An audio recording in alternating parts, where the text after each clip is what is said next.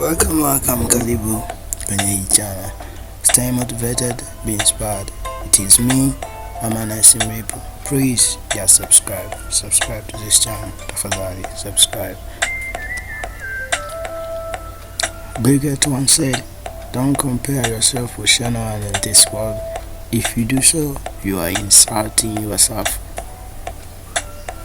Akiwa na maana kwamba usijilinganishe na mtu yoyote katika hii dunia.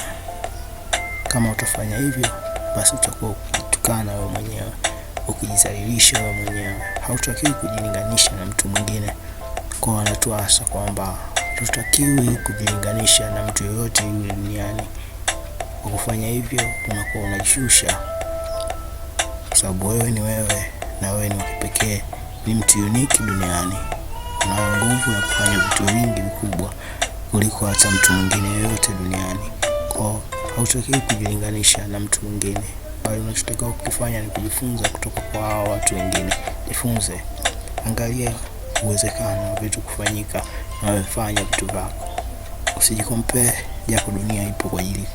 Dunia inakompea watu, au watu wanapenda kukompea watu, kuwalinganisha watu, lakini be unique, be you. Usijikompare na watu wengine, usijilinganishe na watu wengine, kitu ambacho Bill Gates anajaribu kutuasa. Don't compare yourself with anyone in this world. If you do so, you are insulting yourself. Please just subscribe to this channel. Tafadhali subscribe. Thanks. Have a good day.